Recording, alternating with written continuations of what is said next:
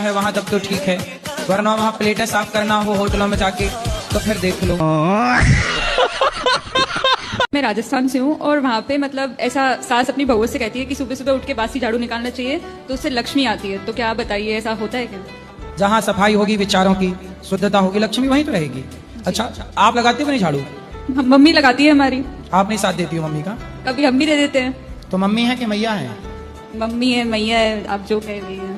नहीं, मम्मी और मैया का मतलब एक ही होता है कि अलग अलग? एक ही होता है। मम्मी का मतलब होता है मरा हुआ। अच्छा। जो मर जाता है ना, उसकी बॉडी खराब ना हो तो उसे रख दिया जाता था, उस प्रोसेस को बोलते थे मम्मी।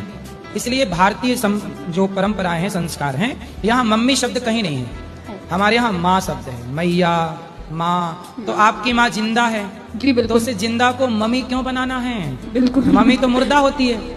सीधा सबको बोलना कि मम्मी बोलना रॉन्ग है, माँ बोलना गुड है, सही है, राइट। जय श्री राधे। किडनी खराब हो गई आपकी? हाँ, वो क्यों? छोटा वाला बेटा हुआ ना, तो डिलीवरी में मेरी दोनों किडनी फेल हो गई। किडनी हाँ? फेल होने का मतलब ये नहीं है कि किडनियां काम नहीं कर रही, काम कर रही हैं तब तो आप खड़ी हो। नहीं नहीं, 1% भी यूरिन नहीं आती मुझे। जब वॉशरूम नहीं आती तो कैसे पानी पीते हो आप? हाँ, 1 लीटर एक दिन। तो फिर? बस फिर डायलिसिस से वो पानी निकाला जाता है। अच्छा। हाँ, मतलब यूरिन नहीं आती है। हाँ, तो मतलब दोनों किडनी फेल होने के बाद भी आदमी जिंदा रह सकता है? रह सकता है। प्रेमानंद जी भी तो है, मेरे को 14 साल हो गए हैं। हाँ, तो अभी और 14 साल। पर मैं मोह माया सबसे छोड़ना चाहती हूँ और बस ईश्वर का तो क्यों ध्यान बच्चों को फिर आप छोड़ देंगे? फिर बच्चों की जिंदगी, उनका कम से कम शादी ब्याह तो करा दो उनके।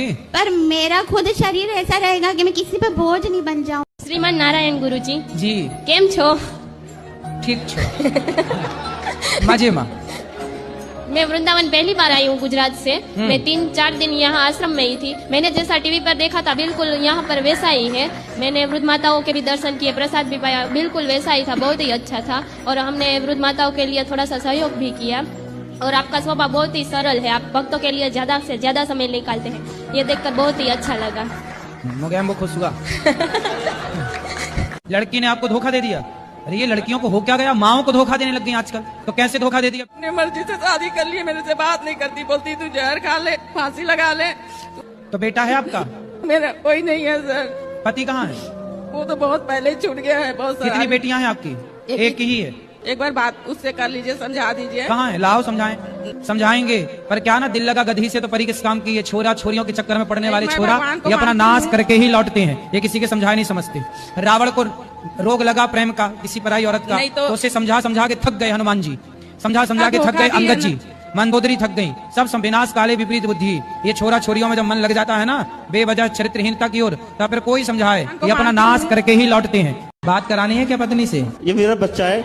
हाँ, अरे आपका ही है, कन्फर्म है। अभी 2 साल का हुआ है, लेकिन हाँ। बोल नहीं पाता, मतलब साफ नहीं बोल पाता है। अरे अभी बच्चे ही है, 2 साल का ही है, उसको काहे बोले, कुछ तो बोलता होगा। हाँ वो ही कुछ तो। मैं बोलता हूँ 1 तो बोलता है 3। 2 कदम आगे है आपसे। अब बोलेगा जब 3 बोल रहा है तो 4 भी बोलेगा। ये बोलते हो तो वो क्या बोलता है? सी बोलता है, सी। फिर यहाँ भी 2 कदम आगे है, तो आपसे आगे जाएगा है? कहते हैं ना सर, बाप नंबर ही, बेटा 10 नंबर ही। अरे 10 नंबर ही ना बना देना उसको। यदि रात ना होती तो दिन का कोई अर्थ होता? नहीं। यदि हानि ना होती तो लाभ की कोई कीमत होती? स्त्री ना होती तो पुरुष की कोई कीमत होती? जय श्रीमान पूरा बोलो। जय श्रीमन नारायण महाराज जी। जय श्रीमन। मैं बरेली से आई हूँ, जानते भी हो रहे हो, तो मैं तो हर महीने आती हूँ। बरेली? हाँ जी। झुमका गिरा रे? जब आप जाओगे तभी गिरवाऊंगी। अभी मिला नहीं झुमका है? नहीं मिला है, बस गिरा है। बहुत बड़ा झुमका है साहब। महाराज जी, मेरे को एक ही क्वेश्चन पूछना है। दूज के दिन जो चांद है, वो हमारे मतलब नानी बोल के गई थी कि उनमें शंकर भगवान का लीलार दिखता है। आप बोल दीजिए हाँ या ना बस। गुरुजी राधे राधे। राधे आपके राधे। चरणों में कोटि कोटि प्रणाम। गुरुजी कोई सवाल नहीं है आपका? सवाल तो था पर हमें जाना है, मेरी बस निकल जाएगी। बस सुनिए ना, 14 साल मेरा शादी का हुआ, 10 साल से मैं लड्डू गोपाल को रखी हूँ, बट अभी तक मेरे गोद में नहीं आए हैं लड्डू गोपाल। आएंगे, भगवान करे आपके 10 बेटा हो जाएं। हम तो ये प्रार्थना करें खूब बेटा हो, हर साल एक बेटा हो आपके यहाँ। गुरुजी बस एक चाहिए जो लाए। अरे नहीं, हर साल हो, क्या दिक्कत है? हर साल जब हो तो बहुत बढ़िया हो। मेरा प्रश्न है कि मेरी 2 बेटियां हैं, तो क्या मतलब वंश को आगे बढ़ाने के लिए बेटा होना जरूरी है क्या? थोड़े से लोग कुछ मतलब बोलते हैं कि नहीं एक बेटा जरूरी है। यदि समाज बोलते हैं, लोग बोलते हैं तो कर लो ना, एक बेटा भी आने दो, क्या दिक्कत क्या है? नहीं गुरुजी, हम दोनों में ही खुश हैं, अब मुझे नहीं चाहिए। नहीं, 2 खुश हैं और खुश हो जाओगी और खुशी बढ़े आपकी, इसमें क्या है? आप खुश रहें, 2 से भले 3, 3 से भले 4, हम तो कह रहे हैं अभी 5-6 और आने दो। और क्या, भारत की जनसंख्या भी तो देखनी है, सब बैलेंस बनाना है चारों तरफ। भगवान का दिया क्या है? ये नॉनवेज, कहते कि ये तो खाना चाहिए, तुम्हें दिक्कत क्या है? तो फिर उनसे बोला करो कि अपने दादाजी को काहे शमशान में जलाने भेजते हो, पका के खा जाया करो।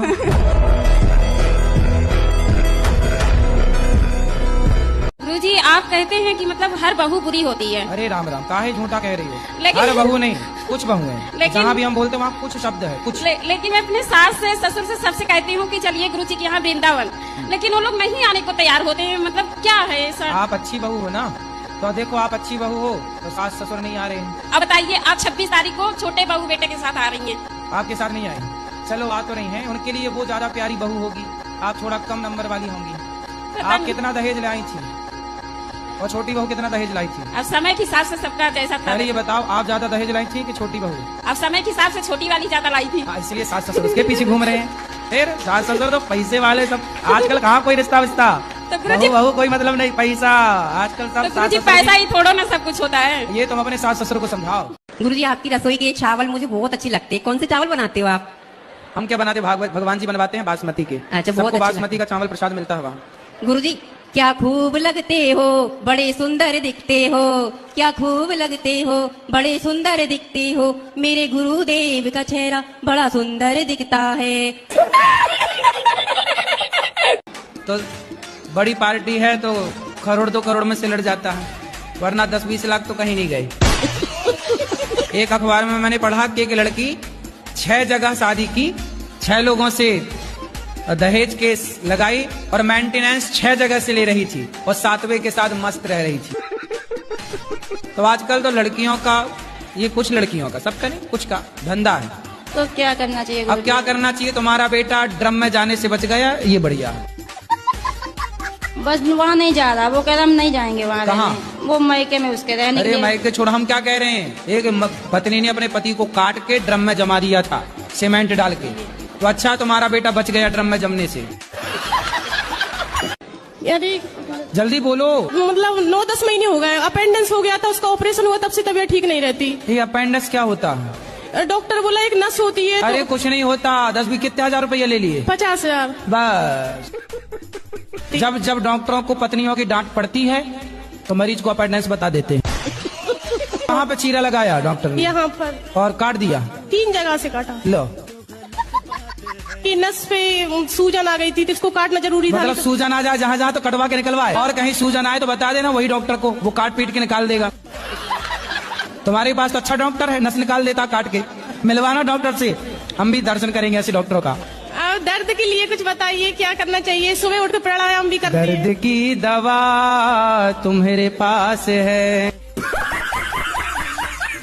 जो महाभारत में सुभद्रा है, ये है कौन? हमने और तो कहीं। कौन? सुभद्रा। सुभद्रा? सुभद्रा भगवान श्री कृष्ण की बहन है, माता देवकी की बेटी है। वो दिखाई क्यों नहीं थी फिर? अरे दिखाई थी, आप देखी नहीं होंगी ना, उस समय आप थी नहीं ना। थी क्या आप वहाँ पे? नहीं तो मैं तो महाभारत में देखी उसमें। अरे महाभारत का वो वाला एपिसोड आप ना देख पाई होंगी। गुरुजी मैं बहुत परेशान हूँ, मेरा मन बिल्कुल भी शांत नहीं है गुरुजी, फिर भी मेरे घर वाले मुझसे परेशान रहते हैं। क्यों? पता नहीं गुरुजी, मैं तो अच्छा ही करती हूँ। तो विवाह हो गया कि नहीं? नहीं गुरुजी। तो विवाह कर लो आप। गुरुजी शादी का भी मन नहीं है, मैं तो घर वालों से भी यही बोलती थी मैं शादी नहीं करूंगी। फिर क्या करेंगे? बस गुरुजी मैं जब मेरे परिवार वाले मेरे से यहाँ परेशान है तो मैं अगले परिवार वालों को कैसे खुश रखूंगी गुरुजी।